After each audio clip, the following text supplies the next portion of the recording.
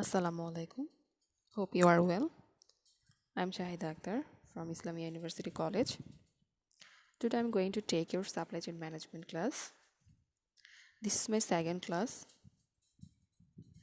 In the first class, we discussed about the some topics in this chapter, demand forecasting in a supply chain. Today we discuss the other topics. Our first topic is basic approach demand forecasting. There are 6 basic approach of demand forecasting. First one is understand the objective of forecasting. স্বাভাবিকভাবে আমরা যখন যখন কোনো forecasting করি তার main উদ্দেশ্য থাকে কিন্তু ডিসিশন মেকিংকে কেন্দ্র করে কিন্তু আমরা নর্মালি কোনো একটা ফরকাস্ট করে থাকি। আমাদের উদ্দেশ্য থাকে ওই ফরকাস্টটা যাতে আমাদেরকে সাহায্য করে, আমাদেরকে সাপোর্ট দেয়, যাতে আমরা সঠিক একটা ডিসিশন নিতে পারি। এই ডিসিশন মেকিংয়ের মধ্যে কোনো একটা কোম্পানির কী পরিমাণে প্রোডাক্ট উৎপাদন করবে, কী পরিমাণে প্রোডাক্ট স্টোর করবে এবং সে কী পরিমাণে প্রোডাক্ট অর্ডার পেতে পারে, এ ধরনের অনেক কিছুই কিন্তু আমাদের কী করতে হয়, ফরকাস্টিং করতে হয়।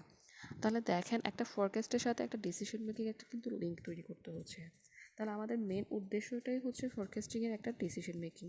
আমরা যদি সঠিকভাবে ফরকাস্টিং করতে না পারি, কী পরিমাণ আমরা কোন প্রোডাক্টটা প্রডিউস করব, আমরা কোন প্রোডাক্টটা কী পরিমাণে প্রডিউস করব, তাহলে শেষ পর্যন্ত কিন্তু আমরা সঠিক একটা ডিসিশনে আসতে পারবো না। সেই জন্যই আমাদের এই ফরকাস্টিংয়ের মেন উদ্দেশ্য থাকে একটা ডিসিশন মেকিংকে সাপোর্ট করা। Second one is integrate the demand planning and forecasting. আমরা যখন কোনো একটা কিছু প্ল্যানিং করে থাকি তখন আমাদের মাথায় কিন্তু কমিউনিকেশনের জিনিসটা চলে আসে।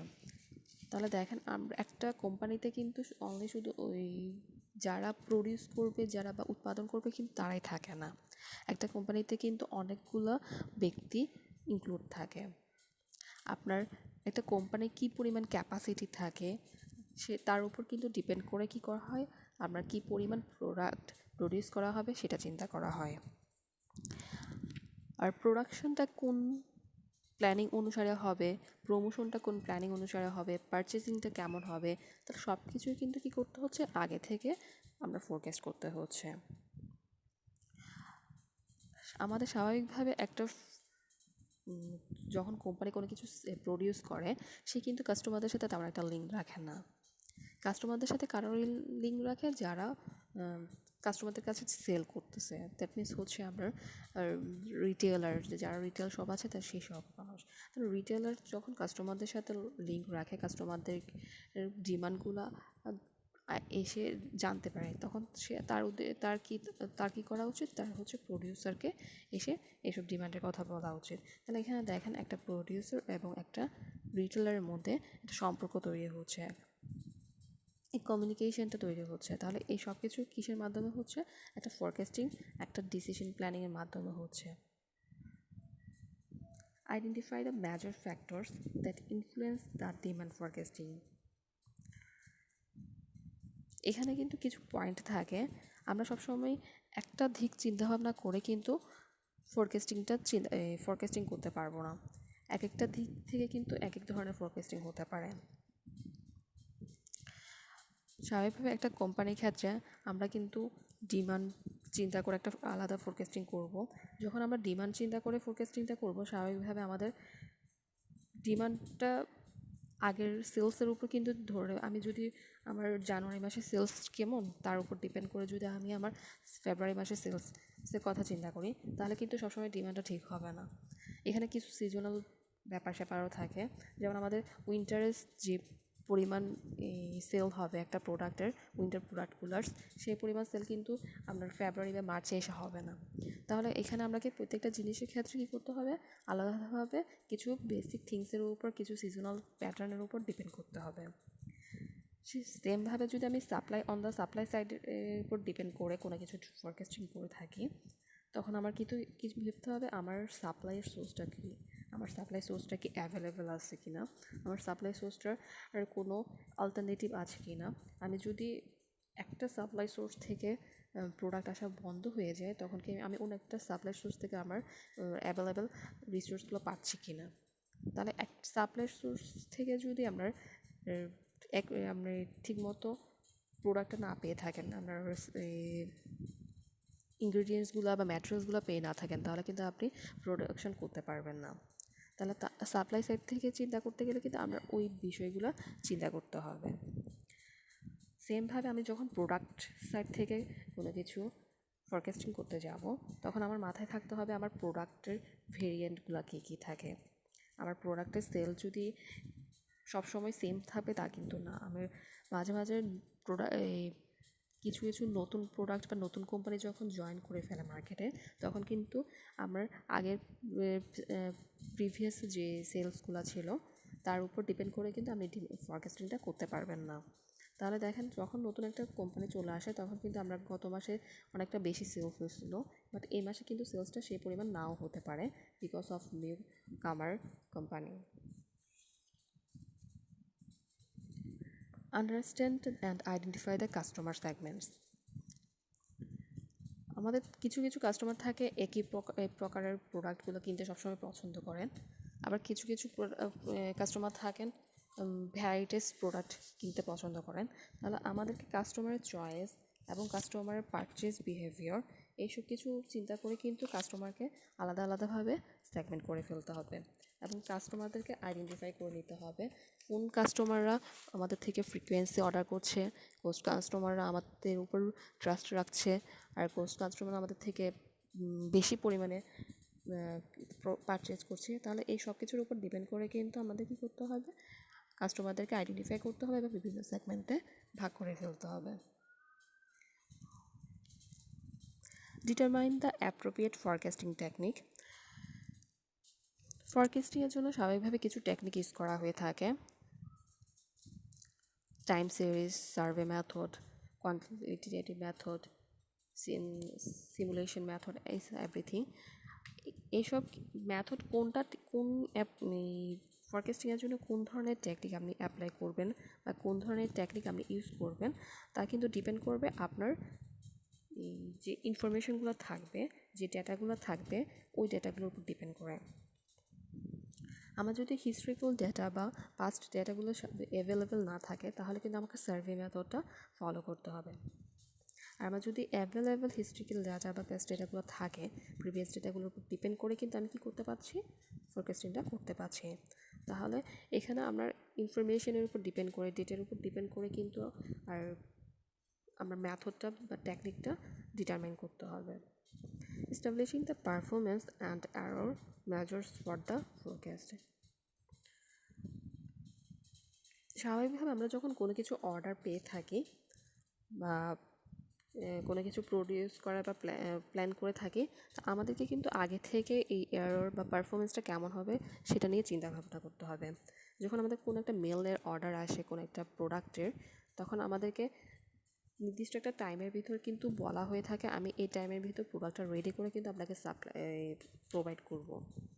তাহলে আপনাকে একটা নির্দিষ্ট টাইম নিতে হবে। আপনি যদি না জানেন আপনার প্রোডাক্টটা কী পরিমাণ টাইম রেডি করতে কী পরিমাণ টাইম লাগবে, তাহলে কিন্তু আপনি কাস্টমার থেকে বা যে অর্ডার দিছে তার থেকে কিন্তু আপনি ওই পরিমাণ টাইমটা নিতে পারবেন না।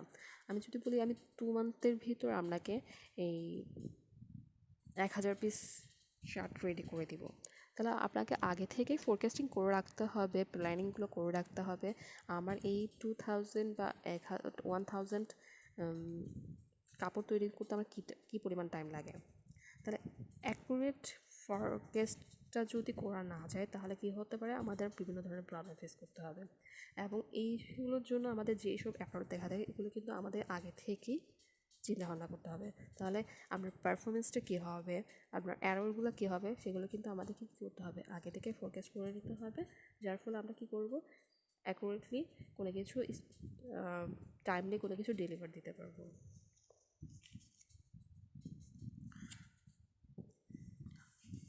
Now we talk techniques of demand forecasting. এখানে কিন্তু দুইটা ফরকাস্টিং টেকনিক ইউজ করা হয়ে থাকে, একটা হচ্ছে সার্ভে মেথড আর একটা হচ্ছে স্ট্যাটিস্টিক্যাল মেথড। সার্ভে মেথডটা হচ্ছে স্বাভাবিকভাবে যখন আমরা কোনো কিছু সার্ভের উপর ডিপেন্ড করে কোনো কিছু কোনো একটা মেথড ইউজ করে থাকি, সেটা হচ্ছে survey method. That means survey method is the most common and direct method of forecasting demand. এটা অনেকটা শর্ট টার্ম ডিমান্ড বলা হয়ে থাকে, শর্ট টার্ম মেথড বলা হয়ে থাকে। এই মেথডের কি করা হয়ে থাকে, কতগুলো অর্গানাইজেশন বা কতগুলো কাস্টমারকে কন্ডাক্ট করা হয়ে থাকে এবং ওদের উপর সার্ভেটা করা হয়ে থাকে। ওই সার্ভেটা করার পর কি করা হয়, আপনার প্রোডাক্টের এক্সিস্টিংটা ডিমান্ড কী পরিমাণ ডিমান্ড হতে পারে ওই ধরনের চিন্তাভাবনাগুলো ডিসিশনগুলো নেওয়া হয়ে থাকে। দেন হচ্ছে স্ট্যাটিস্টিক্যাল মেথড, যেটা অনেকটা কমপ্লেক্স মেথড। এই মেথডটা করা হয় আপনার হিস্ট্রিক্যাল ডেটা এবং ক্রস সেকশনাল ডেটার উপর ডিপেন্ড করে। আপনার যে পাস্ট ডেটাগুলো থাকে, আপনি বিভিন্ন সোর্স থেকে যে ডেটাগুলো পেয়ে থাকেন, ওই ডেটাগুলো এবং ক্রস সেকশনাল ডাটা যেগুলো আপনি কালেক্ট করে থাকেন ইন্টারভিউর মাধ্যমে, পারফর্মিংয়ের মাধ্যমে, মার্কেট সার্ভের মাধ্যমে, ওই ডেটাগুলো ইউজ করে কিন্তু আমরা কী করি, স্ট্যাটিস্টিক্যাল মেথডটা কন্টিনিউ করে থাকি। সার্ভে মেথড, সার্ভে মেথডকে আবার তিনটা ভাগে ভাগ করা হচ্ছে: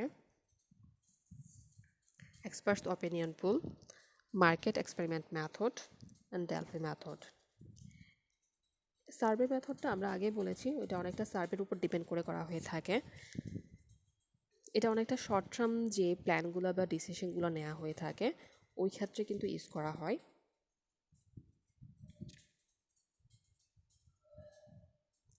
এখানে এই কাস্টমার বা কনজিউমার যারা থাকে বা অর্গানাইজেশনাল যারা কন্ডাক্ট থাকে, তারা কিন্তু অনেকটা এক্সিস্টিং প্রোডাক্ট বা সার্ভিসের এই ফিউচার ডিমান্ডটা কী হবে তার উপর ডিপেন্ড করে সার্ভেটা করে থাকে। Now the experts opinion poll, that means হচ্ছে বিশেষজ্ঞদের যে মতামতগুলো দেওয়া থাকে, এখানে সেটাকে বলা হয় experts opinion pool. Refers to a method in which the experts are requested to provide their opinion about the product. তার মানে হচ্ছে এখানে বিশেষজ্ঞরা তাদের মতামতটা দিয়ে থাকেন, ওই মতামতের উপর ডিপেন্ড করে কিন্তু কি করা হয়, মেথড এই ট্যাকটিকটা ফলো করা হয়। Generally in an organization, sales representative act as experts who can assess the demand for the product in different areas, regions or cities. আসলে যারা সেলস রিপ্রেজেন্টেটিভ থাকে এখানে তাদেরকেই এক্সপার্ট হিসেবে বিবেচনা করা হয়ে থাকে, কারণ নর্মালি সেলস রিপ্রেজেন্টেটিভটা অনেকটা কাস্টমার বা কনজিউমারের কাছাকাছি কাজ করে থাকে। তারা কাস্টমারদের এই চয়েস সম্পর্কে, ফিউচার পারচেস প্ল্যান সম্পর্কে, তাদের রিয়াকশন সম্পর্কে, তাদের পারসেপশন সম্পর্কে এবং আদার যে কম্পিটিটর প্রোডাক্ট থাকে এইসব সম্পর্কে কিন্তু অনেকটা অ্যাওয়ার্ড থাকে। সো সেলস রিপ্রেজেন্টেটিভতে এখানে কী করা হয়, ওদেরকে এক্সপার্ট হিসেবে ধরা হয়ে থাকে এবং তাদের থেকে কিন্তু নর্মালি এই বিভিন্ন ধরনের অপিনিয়ন নেওয়া হয়ে থাকে এবং অপিনিয়নের ভিত্তিতে কিন্তু মেথডটা ফলো করা হয়ে থাকে এবং এখানে বিভিন্ন ধরনের এরিয়াসের, রিজিয়নস এবং সিটিস ভিত্তিতে কিন্তু ডিপেন্ডগুলো হয়ে থাকে।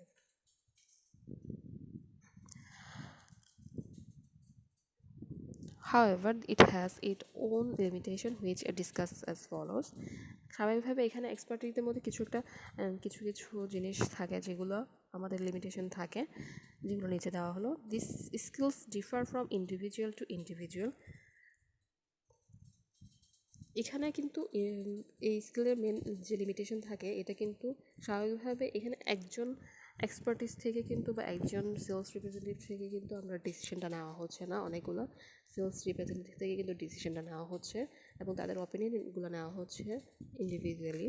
সো তাদের এই ইন্ডিভিজুয়ালি যখন অপিনিয়নগুলো নেওয়া হয়, তাদের কি হয়, তাদের একজন থেকে আরেকজনের ডিফারেন্টগুলো থাকে, যার ফলে এই একজনের স্কিলস বা অন্যজনের স্কিলের সাথে মিলে না, যার ফলে এই ডিমান্ড ফরকাস্টিংটা অনেকটা ডিফিকাল্ট হয়ে যায়। Involve the subjective judgment of the assessor which may lead to the over or under the estimation. এখানে সাবজেক্টিভ জাজমেন্টগুলো করা হয়ে থাকে যার কারণে ডিসিশনটা সবসময় যে এস্টিমেশনগুলো করা হয় তা কিন্তু অ্যাকুরেট নাও হতে পারে। Depend on the data provide by the sales representative. আমরা আগেই বলেছি এখানে কিন্তু সেলস রিপ্রেজেন্টেটিভকে এক্সপার্ট হিসেবে ধরা হয় এবং তাদের তারা যে ইনফরমেশনগুলো আমাদেরকে দিয়ে থাকে বা প্রোভাইড করে থাকে তার উপর ডিপেন্ড করে কিন্তু কোনো একটা ডিসিশন নেওয়া হয়। তো সবসময় কিন্তু এই সেলস রিপ্রেজেন্টেটিভ যে ডাটাগুলো দিয়ে থাকছে তা কিন্তু এডুকেট হয়ে থাকে না, তা সবসময় যে তার রাইট হবে তাও কিন্তু না। মাঝে মাঝে কী হয়, এই ধরনের ওই ইনঅ্যাডিকুয়েট ডাটা বা ইনফরমেশন পাওয়ার জন্য আমাদের যে ডিসিশনটা নেওয়া হচ্ছে সেটা মাঝে মাঝে ইনঅ্যাকুরেটও হয়ে থাকতে পারে। Ignores the factors such as change in gross national product, availability of credit, future prospect of the industry. আমাদের যে জিএনপি থাকে, ক্রেডিট থাকে, ফিউচার প্রসপেক্ট থাকে, এগুলো কিন্তু সবসময় কী হয়ে থাকে, চেঞ্জ হয়ে থাকে এবং এগুলো কিন্তু আমাদের অনেকটা ডিমান্ড ফরকাস্টিংয়ের জন্য হেল্পফুল। কিন্তু এই এক্সপার্ট অপিনিয়ন পুলে এইসব জিনিসগুলো কিন্তু করা হয়, ইগনোর করা হচ্ছে, যার ফলে আমাদের ডেটা যে এস্টিমেশনটা করা হয় তা কিন্তু সবসময় সঠিক হয় না। Second method is Delphi method.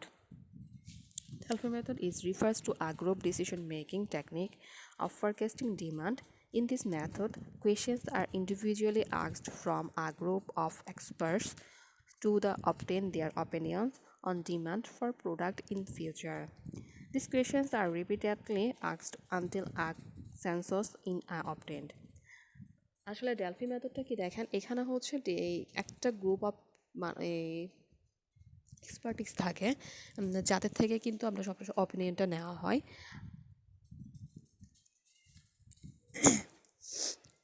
অপিনিয়নটা নেওয়া হয় এবং তাদেরকে কিছু কোয়েশ্চেন করা হয়, তারা যাতে কোয়েশ্চেনের আনসারগুলো দিতে পারেন। এই গ্রুপ এক্সপার্টরা, এখানে আরেকটা জিনিস হচ্ছে, গ্রুপ এক্সপার্টরা যারা থাকে তারা কিন্তু নিজেদের এস্টিমেশন যে করে, নিজেদের যে এক্সপার্টরা থাকে তারা কিন্তু আবার অন্য এক্সপার্ট থেকে বিভিন্ন ধরনের রেসপন্স নিয়ে, বিভিন্ন ধরনের অপিনিয়ন নিয়ে, মানে ক্রস চেকটা করে, অন্যদের থেকে ইন্ডিভিজুয়াল ক্রস চেকটা করে কিন্তু তারা এই অপিনিয়নগুলো দিয়ে থাকে, যার ফলে এই যে ডিসিশনগুলো নেওয়া হয় তা অনেকটা অ্যাকুরেট করা হয়। এখানে মানে দ্যাট মিনস হচ্ছে একটা এক্সপার্টিস গ্রুপ থাকে যারা আবার অন্য অন্য এক্সপার্টিসদের সাথে কী করে, কন্ডাক্ট করে। তারা অন্যান্যদের যে সাজেশনগুলো থাকে তাদের ওই সাজেশনগুলো কিন্তু তারা কী করা হয়, তারা কিন্তু ওগুলোকেও চিন্তাভাবনা করে, ওগুলো থেকেও তারা কিন্তু নিজেদের ওগুলো নিয়ে একসাথে নিয়ে কিন্তু তারা নিজেদের একটা নতুন এই এস্টিমেশনগুলো করে থাকে। তাহলে দেখেন এখানে একটা এক্সপার্টিস গ্রুপ থাকে যারা অন্যান্য এক্সপার্টিস গ্রুপের সাথে আলোচনা সাপেক্ষে নিজেরা একটা ডিসিশন দিচ্ছে। তাহলে যার ফলে এই যে মেথডে যে এস্টিমেশনটা করা হয় সেটা কিন্তু অনেকটা অ্যাকুরেটলি করা হয় এবং এখানে অনেকটা ফেয়ার জাজমেন্ট করা হয়ে থাকে। In this way, the forecasts are cross-checked among the experts to reach more accurate decision making. স্বাভাবিকভাবে this method may lead to the subjective decision making. তাহলে আমরা বুঝতেই পারছি এই ডিসিশনে অনেকটা অ্যাকুরেট একটা ডিসিশন পাওয়া যায় এবং এখানের মেন অ্যাডভান্টেজেসটা হচ্ছে এটা হচ্ছে কস্ট ইফেক্টিভ এবং এখানে যে এক্সপার্টরা কাজ করে তারা কিন্তু short time without spending and other resource কাজ করে থাকে। তাহলে এটা এই মেথডের ফলো করে কিন্তু আমরা অনেকটা অ্যাকুরেট ডিসিশন পেয়ে থাকি। দেন হচ্ছে market experiment method. This method carries out the studies and experiments on consumer behavior under the actual market conditions. In this method, some areas of marketers are selected with similar features such as population, income level, cultural background, and taste of consumers. তাহলে দেখেন এই market experiment মেথডে কী করা হচ্ছে, এখানে কিন্তু অনেকটা মার্কেটটা এক্সপেরিমেন্ট করা হয়, মার্কেটটাকে আমরা গবেষণা করা হচ্ছে। কিছু গ্রুপ থাকে বা কিছু কয়েকটা এক্সপার্টিস বা গ্রুপ, তারা কি করে, ফিউচার কি ডিমান্ড হতে পারে, বর্তমানে কি অবস্থা মার্কেটের, ফিউচারে কি পরিমাণ অবস্থা হতে পারে, কোন প্রোডাক্টের ডিমান্ড বেশি, কোন প্রোডাক্টের ডিমান্ড কম, কনজিউমারদের বিহেভিয়ারটা কেমন, মার্কেটের কন্ডিশনটা কেমন, এই সব কিছু নিয়ে কিন্তু তারা একটা এক্সপেরিমেন্ট করে থাকে। এই এক্সপেরিমেন্টের উপর ডিপেন্ড করা হয়, তারা কিন্তু কিছু জিনিস কে নির্দিষ্ট করে ফেলে। যেমন তারা ইনকাম লেভেল কেমন, কাস্টমারদের ইনকাম লেভেল বা কনজিউমারদের ইনকাম লেভেলটা কেমন, তাদের কালচারাল ব্যাকগ্রাউন্ডগুলো কেমন, তাদের টেস্ট কেমন, এইসব কিছুর উপর কয়েকটা নির্দিষ্ট দিকের উপর, পয়েন্টের উপর ভিত্তি করে কিন্তু তারা কি করে, এই মাস্কের এক্সপেরিমেন্টটা করে থাকে।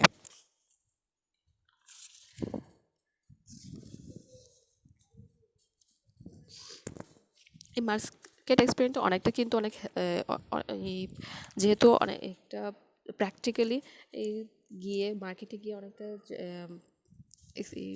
ডেটা কালেক্ট করা হয়, তাহলে এটা অনেকটা কিন্তু হেল্পফুল হয়ে থাকে আমাদের জন্য। স্বাভাবিকভাবে এর কিছু লিমিটেশন থাকে। এটা যেহেতু মার্কেটে গিয়ে তারপর আমরা এক্সপেরিমেন্ট করছে, সো এটা একটা expensive method, refers to expensive method, therefore it may be not to be affordable by small scale organization, যার ফলে এটা যেই সব ছোট ছোট অর্গানাইজেশন আছে তাদের কাছে এটা অ্যাফোর্ডেবল না। Affected the result of experiments due to the various social economic conditions such as strikes, political instability, natural climate. আপনার মাঝে মাঝে কি হয়, বিভিন্ন ধরনের যে কন্ডিশনগুলো থাকে আমাদের পলিটিক্যাল সিচুয়েশনের জন্য, ইনস্টেবিলিটির জন্য, ওগুলোর জন্য কিন্তু এই এক্সপেরিমেন্টটা অনেকটা হ্যাম্পার হয়ে থাকে এবং অ্যাকুরেট ডিসিশন কিন্তু তখন নেওয়া যায় না। That's all for my today's class. ভালো থাকবেন। আমাদের যে বাকি টপিকসগুলো আছে আমি চেষ্টা করব নেক্সট ক্লাসে ওগুলো কভার করে দেওয়ার জন্য। আসসালামু আলাইকুম।